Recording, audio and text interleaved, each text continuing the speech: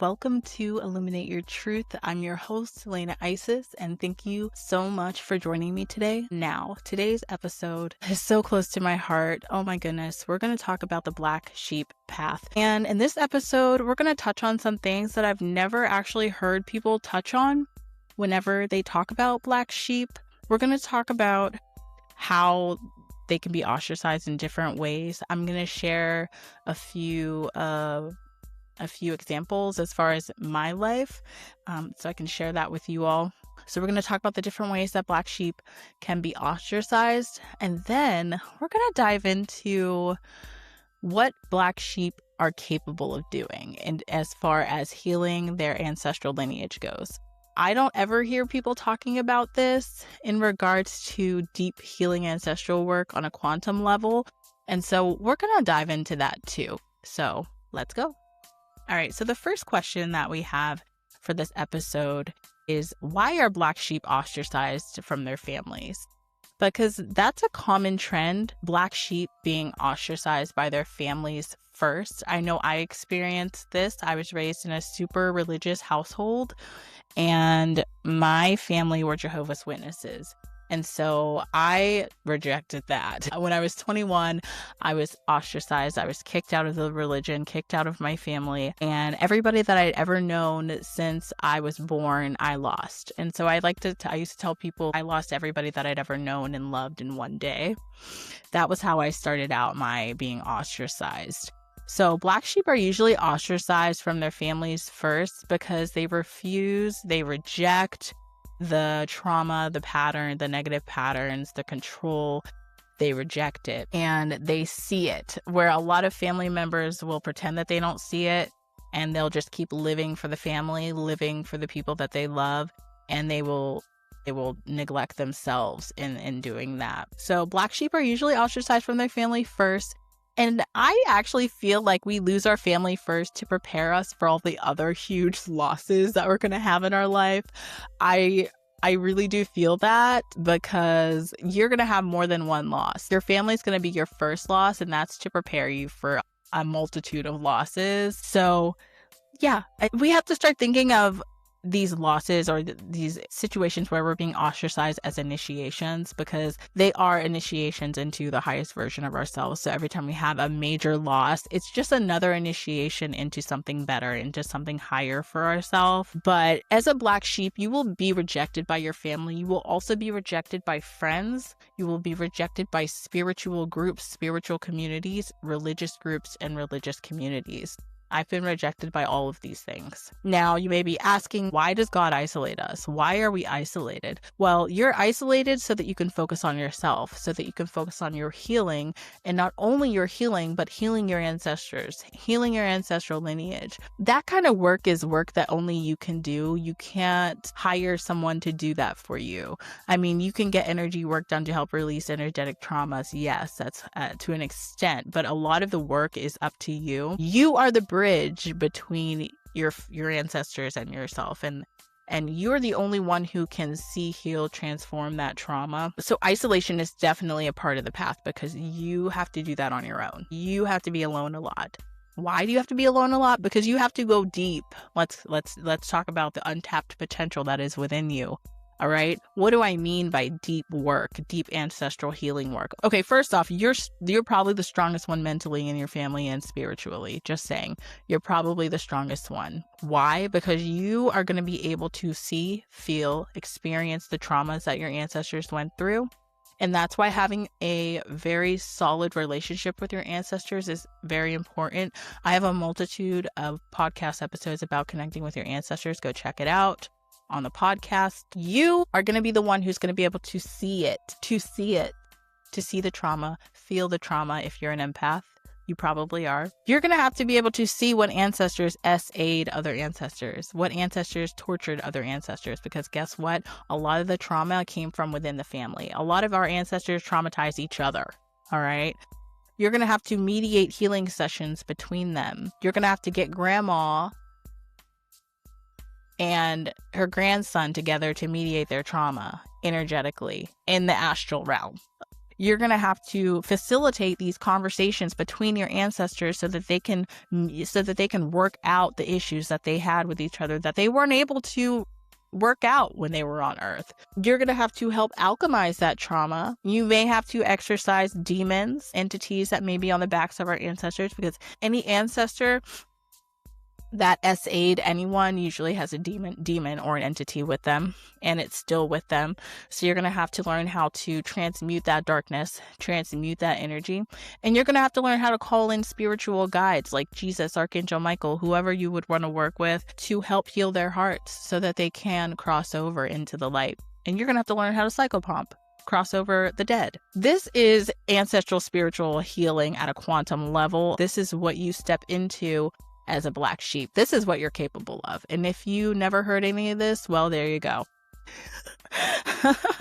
So you can either focus on trying to be validated by man, which is not steady, love you one day, hate you the next, or you could choose to be validated by God, who will love you and be honest with you and will love you forever. So you really just have to focus on you and healing yourself and your ancestral lineage. That's why he isolates us, because we need that time alone to do all of this heavy, deep healing work. It's very spiritual, and it really just, you need to be in your own energy so that you can learn how to do this. Now, why is there so much emphasis on healing? Well, because when you face the shadows in your bloodline, when you face the entities in the ancestral line, when you face the dark stuff that your ancestors did to each other, it changes you and it makes you more empathetic. It makes you stronger. It makes you more resilient. It also helps you realize that we all have darkness within us. Now, your ancestral shadow is also your shadow. So don't think that that energy isn't there. Like, it's there. It's up to you to put your fragile ego down, take the mask off, and take a fucking look. You have to take a look. You have to see what they did. You have to see what is inside of you, because you need to transmute that. That's the only way you're going to transmute it. You could be scared of it. You could say, I don't want to look, I'm scared. Okay, well, that's going to work itself out unconsciously in your life. And I guarantee it's going to be ways that you do not like. It's going to be ways that are uncomfortable and not so positive. And so you really need to look within, which is why we're isolating. We need to take time to look within, turn our eyes inward so that we can see what is unconsciously going on within us, within our souls, within our spirits, within our bodies, within us, so that we can see it, transmute it, and just alchemize that so that we can rise, and so that our ancestors can rise, and so that they can have peace. Now, how does all this healing affect us energetically? So we're saying we're always being ostracized. Why don't people like us? Why do we keep getting kicked out of groups? Like, why? Well, all this healing, all this alchemizing, all of the changes that we're doing with our energy, all of the upgrading, that makes people feel uncomfortable sometimes. Not all the time, okay? Some people are into it. Some people love it. Some people get motivated by you. Sometimes you really inspire people. But a lot of times,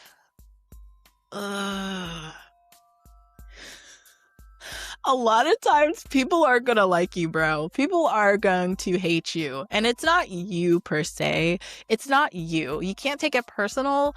People don't like your energy. Why? Because it irritates their demons. It irritates the shit that they're not healing within themselves. It irritates the trauma, the pain, the suffering within them that they aren't looking at, that they're not turning and looking at. It irritates them. And the effect of that is they probably don't like you. A lot of people won't. A lot of people don't like me, and that's okay. That's why we're not being validated by man anymore. We're being validated by God. So it doesn't matter if people don't like you. It doesn't matter. So you just have to be okay with not allowing that to affect you. All right. It's hard, but it gets easier once you just start focusing on yourself and isolating and being in your own energy. So yeah, you're going to turn a lot of people off. And that's why a lot of groups aren't going to like you, because you're also a leader. You're a leader too. But this deep work isn't for everyone. Not everyone's going to step up to do it, and that's okay.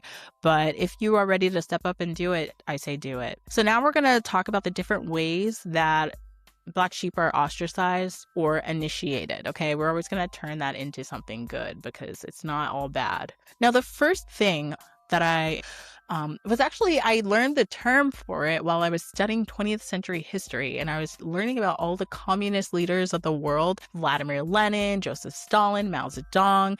And there was this thing that kept coming up with these communist leaders, and I was like, holy shit, I experienced this multiple times in my life, and it is called denunciation. Some of you may have experienced being denounced, or you will experience being denounced. What is denunciation? Well, the definition of denunciation is public condemnation for someone or something. So this looks like somebody being turned into a government official, or like a head of a cult or a congregation.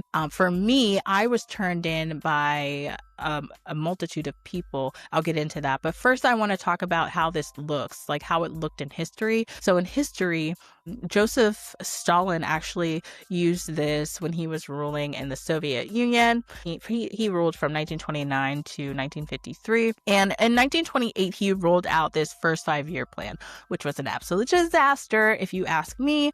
And in this plan, he collectivized agriculture. Now, the collectivization of agriculture is a system where individual farms are actually consolidated into large state-run farms. And the goal was to eliminate private land, so nobody could own land anymore. And it was to increase agriculture. So there would be a large-scale farming at large output. This actually ended up being a disaster. There was a decrease in agricultural productivity, and there was actually severe famine and food shortages across the country. Now, in 1932, there was a famine that was super famous called the Holodomor. Holodomor means death by starvation. And 5 million people actually died during that time. Now, Joseph Stalin had this thing where he would tell people to denounce their family members if they found them hiding extra grain, or if they found them doing something that the government wasn't happy with. And so there's actually a story about a 13-year-old kid. His name was Pavlik Morozov. He was actually a dedicated communist who led the young pioneers at his school. And this group supported Stalin's collectivization of agriculture and the farms. And Morozov actually ended up denouncing his father to the political police, the secret police, and actually had his father sent to a labor camp where he later died. And then after Pavlik denounced his father, his family actually ended up unaliving him. His uncle, grandfather, grandmother, and cousin. But that's one instance in history where where denunciation occurred. Another part in history when denunciation occurred was with another communist leader, Mao Zedong, who was the ruler of the People's Republic of China for 27 years, from 1949 to 1976. And he had 2 movements. One was called the Great Leap Forward, where he also industrialized agriculture. And then another movement was called the Cultural Revolution. And this was a socio-political movement where he used to purge capitalists and traditional elements from Chinese culture. But denouncing someone was also a ploy for him to unalive people who he didn't agree with their beliefs. There was a xenophobic edge with the Chinese purges in the 1950s. So xenophobia is the fear or hatred of people who are different or perceived to be different from oneself. And there was a systematic element of people being encouraged to denounce their family members and their friends, classmates. And they would have these things called struggle sessions or denunciation rallies, where they were violent public spectacles where people would accuse their neighbors, accuse their family members as being class enemies, and would be publicly humiliated, accused, beaten, and tortured, and sometimes unalived during these rallies. Something a little bit less intense with denunciation was how I was denounced. I was denounced three times in my life. The first time I was denounced, I was 15 years old. Like I said, I was in a religious cult called the Jehovah's Witnesses, and they used denunciation to turn in people who, like, if you saw someone smoking a cigarette who was also a Jehovah's Witness, they would tell you to go turn that person into the elders in the congregation. And so when I was 15 years old, my best friend turned me in for something that I had done. Then when I was 21, a family friend had turned me in for something that I had done. And then when I was 21, my mom actually denounced me to the congregation elders. So I experienced this within a religious cult, which you may have experienced as well, denunciation. So that's one way that black sheep can be ostracized. The next way that black sheep can be ostracized are humiliation rituals and smear campaigns. Now, a humiliation ritual, the definition for that is a structured act or ceremony designed to publicly disgrace or shame or demean an individual or a group. Now, I've gone through this multiple times as well, humiliation rituals. Now, one of the first humiliation rituals occurred through the religion that I was in, the Jehovah's Witnesses, and it was with my family. The church actually put me through that humiliation ritual, and I was publicly humiliated in front of almost 200-300 people. The second time I was humiliated was in my home when I was growing up. I was ignored for 3 months as part of the ostracizing, and I was shunned in my own home for 3 months until I couldn't take it after 3 months, and I decided to move out. And then smear campaigns, I've also experienced being part of a smear campaign where people, they make up lies or stories and they tell people these things just to destroy your reputation. I've experienced those as well. Now, humiliation rituals are actually a blessing, and you'll probably be like, what, Elena? What are you talking about? How could a humiliation ritual be a blessing? Well, it's a blessing. Let me explain. Whenever you are publicly humiliated to the point where you just want to hide under a rock and not come out, you have no one to turn to. All right. You will find that people will not try to get your side of the story. They will automatically believe the group or the person who is making up these awful things about you. And you'll have no one to turn to. I mean, you may have a couple of people, but whenever you're experiencing this, you feel like you have no one to turn to. It actually forces you to turn to God and to understand that you cannot trust man to validate you at all. Why? Because you cannot trust them. They will love you one day, hate you the next. You cannot allow yourself to be validated by man. So it actually brings you closer to God and God's validation, because God, he will always love you and he knows the truth, but it brings you closer to God. It actually helps you release the care about what people think. And the people who go and follow the people who are saying the negative things about you and don't try to hear your side of the story, that is God revealing the hearts of those people. How freaking cool is that? God will show you the hearts of the people around you. What a blessing, right?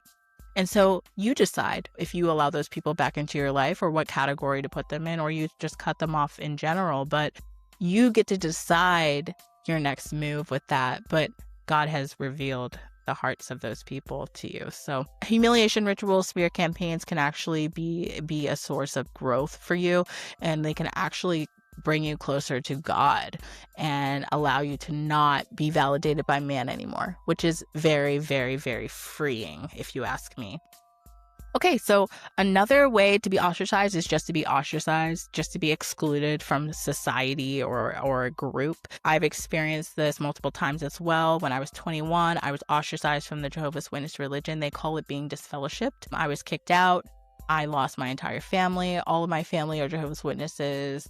And I lost everybody that I'd ever grew up with in my entire life, family, friends, everybody. I was just gone in one day, and I was like, okay, that's okay. Now I guess I go live my life how I want to live it.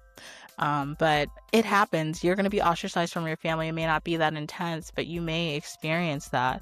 I've been ostracized from whole spiritual communities. I've been ostracized from friends. A lot of times you'll be ostracized from friends. They will turn against you. Like, you'll be cool for a while, and then all of a sudden they'll turn on you, and they will start to treat your relationship like a competition, or they will start to get jealous of you. Why? Because you're always rising. You're always elevating. I always say, if you listen to this podcast, you're ascending. You're always trying to ascend. You're always trying to be better. And a lot of people don't like that because they feel like you're passing them up. And so a lot of times you'll be ostracized because you are just trying to be a better person. And they think they just want you to stay where you're at. But we don't do that. Like, we don't do that here. Like, we are always elevating. We are always trying to be better. We are always glowing up. We are, right? We're always doing our best, trying to be better people. And a lot of times people can't take that because they want you to stay where you are because they're there. But we're not here living for other people. All right. We're not here to live for other people. That's not why we're here. We're not here to do that. We're here to fulfill our mission, which is to elevate, to heal, to grow, to work on healing ourselves and our ancestors and the pain and the suffering they experienced. And it may involve us being ostracized from groups. It just may happen, and that's okay. That's okay. But usually we can't do groups because we're leaders. Usually the leader gets mad at us because they think we're trying to take their spot, okay? But you're not really trying to. You're just, that's your energy. You know, we usually have this kind of authoritative energy within us. Even if we haven't tapped into it yet, you can have this authority to you. And because you're okay with being alone because of all the isolation. And when you're okay with being alone and being yourself and being alone with yourself, it can be intimidating to people who don't love themselves or who are not comfortable being alone or with themselves. It can really trigger them. But being ostracized is usually a part of the path as a Black sheep. You're supposed to be alone. That's how you protect yourself. You'll learn that. It's protection, privacy, and being alone and isolating. That's how you can focus on your path that God is laying out before you. Not everyone can handle you. And that's okay. That's okay. Your mission is to be focused. Your mission is to be focused on healing and elevating with less distractions. You're here to make a big impact on this world. You're here to make a big impact on your lineage. And that's okay. That's okay. You don't need huge groups of people to feel included in this world. God is guiding you. God is leading you on your highest path. And that's all you need to know. The one thing that helps me in this life, even though I do experience isolation a lot and being alone a lot, is cultivating really good, healthy, deep relationships with people. Maybe one or two, maybe three people. Like for me, it's like my husband and my children. I love like just cultivating that love and that relationship and that deep love. That is something that's really important. And maybe having 2 or 3 friends that you can also have really deep relationships with. That can be very healing, as opposed to having 10 friends who don't really understand you, don't get you, don't care, aren't growing, aren't really benefiting. There's no reciprocal energy. Like, no. I think it's important to cultivate relationships that are deep and close and healing for you with people who understand you, who see you and love you, because that's going to help you not feel so alone, even though this path is, kind of, you're going to be alone a lot, and that's okay. But work on cultivating these deep relationships because they'll bring you peace. Big friend groups will usually end up turning on you. And that's kind of just how it is. But follow God. Remember to keep your heart open and to never stop loving. But always have boundaries. Boundaries. Very important. But always remember to also keep your heart open because you want to receive love and you want to give love. They can kick you out of the group, but you'll never stop rising, okay? They can kick you out of the group, but you're never going to stop. Accomplish your mission on this planet, and there's really nothing else anyone can say. Forgiveness is big. Always forgive. Forgiveness is huge, actually.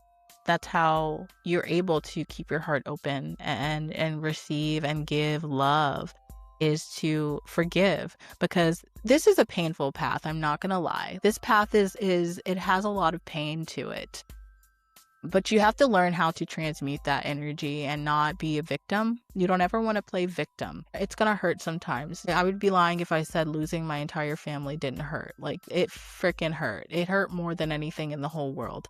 And I think that's why I have an easier time letting go of friends, because I've already lost the people that I cared about the most. You understand? And so once you go through that, it makes it a little bit easier to cut people off if you have to. But yeah, it still hurts. It's still painful. But I think you have to try to find the balance and the love and the good that can come out of this path, because honestly, whenever you get into healing your ancestral lineage and healing the suffering and the pain that they went through, and knowing that you did that with the help of God and your guides, and knowing that you helped your ancestors cross over and no one else could, God chose you to do that. That was the job he gave you to do, and you were able and capable of doing that. Wow. It just opens up your confidence in yourself and what you're capable of doing on the planet. what you're capable of doing in general. And you don't need anyone's validation to know that you're a badass. You don't need anybody to tell you that, because you've experienced some really insane stuff. And it's okay to be isolated, to be ostracized. It's all right. It's okay. We're not validated by man anymore, remember? We are not. We're validated by God. We're God validated. He lets us know what we're doing right, what we're doing wrong, what we need to continue to do, and what the path is. So if this resonates with you, if you want to step into the highest version of yourself, I say embrace the black sheep path, because it's just going to make you stronger. It's going to help you shine. Embrace the isolation.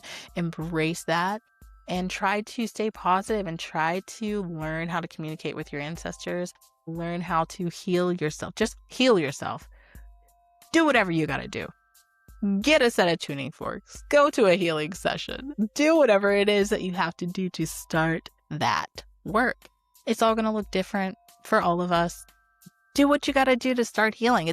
Healing is the main thing. And shadow work, looking within, looking at the shadows, looking at the darkness, looking at the things that are unconsciously just swimming around our depths, causing trauma and issues in our life. You just got to look. You got to be brave and take a look and try to make a change. But being a black sheep is definitely not easy, but honestly, I wouldn't have it any other way. It's a truly healing path, and you make a lot of difference, and you do a lot of good, not only for yourself, the planet, the world, your ancestors, but everyone around you, because the more you elevate, the more of a safe space you become energetically, and the more elevated you become, and even just you being yourself is healing to the planet. Even just having a conversation with another person, you can be healing to them. And so continue down the path. I 100% believe in you. I know that you can do it. I know that you are strong. And don't be afraid to look. Don't be afraid to look. Only good can come out of it. All right. Thank you so much, guys. I had a blast. This was such a powerful episode. And I really hope that you got some nuggets there so that you can take home with you and really start to journal and work out some stuff. Do some meditations. All right. Well, thank you all so much.